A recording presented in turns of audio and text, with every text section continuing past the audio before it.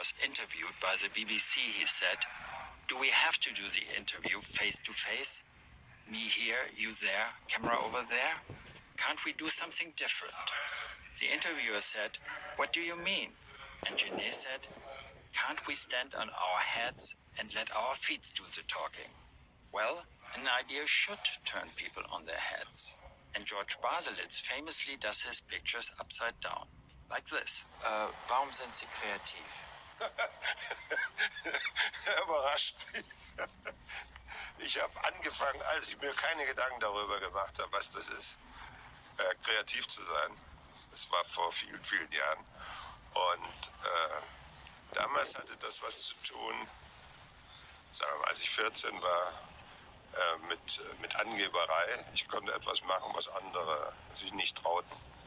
Und ein bisschen ist das auch so geblieben. Gibt es auch chaotische Einflüsse in Ihrem Övre? Man kann es herstellen. Also es ist ganz gut, wenn man mit Fragmenten arbeitet, wenn man mit Zerstörung arbeitet, wenn man etwas zunächst mal kaputt macht und dann wieder zusammensetzt. Das ist eigentlich der Vorgang, der nun stattfindet. Das ist ein Zitat von Sigmund Freud ist das. Der sagt, manchmal kann man die Wahrheit nicht sehen, es sei denn, man stellt sie auf den Kopf. In dem Moment, in dem man einen Haken schlägt, etwas Unerwartetes tut, etwas seitlich einsteigt oder etwas ganz anders macht oder andersherum die Wahrheit erstmal auf den Kopf stellt, um festzustellen, dass da doch eine Öffnung ist und dass man da etwas machen kann, von dem man vorher nicht mal wusste, dass da eine Öffnung überhaupt da ist, dass da eine Möglichkeit einer Tür da ist, durch die eben so ein Zugang möglich ist. Und dann bist du nämlich auf dem Weg, die Lösung eines Problems zu finden. Creativity is really not believing entirely what you see or hear, but finding another angle and seeing if there's truth in that. That is very much part of creativity, because it means taking yourself out of the shell. I remember the case of Einstein, who belonged to a yachting club in Zurich, and there were days there was no wind, and everybody went in the restaurant, started eating, and they suddenly saw Einstein pass by on the way to his small boat, and they said, "What's he doing? There's no wind today." But Einstein, when everything was reduced to a fact that there was no wind, began to notice things he would not have noticed had there been a wind. And therefore to him it was most important to go sailing on an unpropitious day. He never won any regattas in his time, but he did notice all sorts of things which eventually led to the theory of creativity. I began to feel like Captain Ahab from Moby Dick, where it had become my destiny to hunt the white whale of creativity for all eternity, endlessly compelled to make the journey between the shores of the familiar and the birthplace of the barely imagined.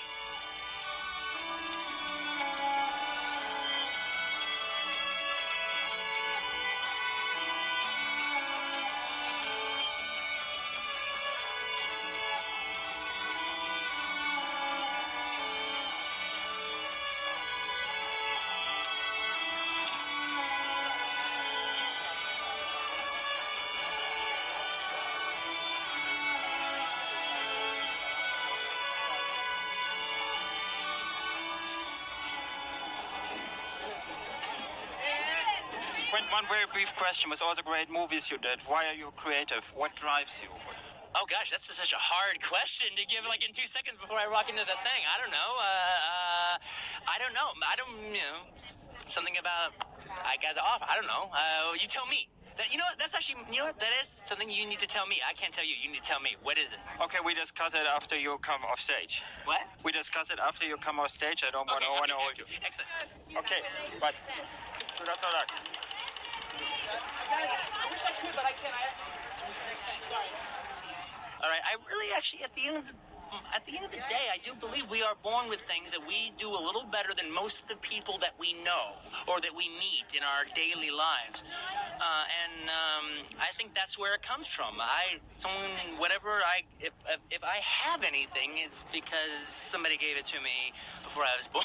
It's like a gift. It's an extremely lucky gift. Now, the part about it, it's a lucky gift. I get the part about it that makes us worthy of it is we got to now do something with it. And that's not predestined. Right? And you did do a lot with it. Could you maybe write this like a gift so we can put this in the exhibition and the next book? I'm not gonna write a big old picture, but I'll Or write. you draw a picture? No, I'm not gonna do that, but I will write. It's a gift. Could you also sign it? Sign it, please. Thanks a There you go, lot, man. Quinn. Thanks a lot. Excellent. The streets of London. Streets of London.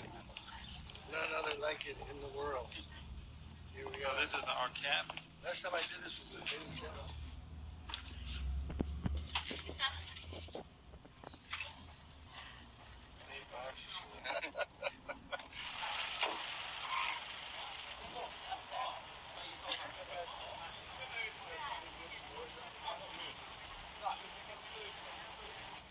If I have to play a character in a movie, you know, they give me a cigarette and a pistol, and I'm ready. You know what I'm saying? I can do it, even if I don't feel like it. I can be believable. But if you want to write something, you can't just take a piece of paper and say, oh, okay, well, I'm going to sit down and write now. You know, it just doesn't really come out that way. It doesn't work that way. If you don't have the notion of something that you suddenly, you know, you see something and you go, oh man, and you can hear it in your mind. And if you don't write it down right away, I will forget it. You know, I wrote a poem on my leg one time in the back of a taxi cab in New York City. I didn't have a piece of paper. I didn't want to forget it. And I pulled up my pants leg and I wrote it on my leg.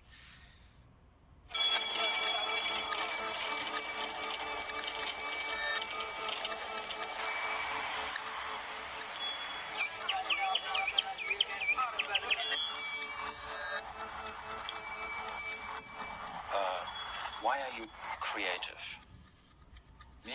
Yeah.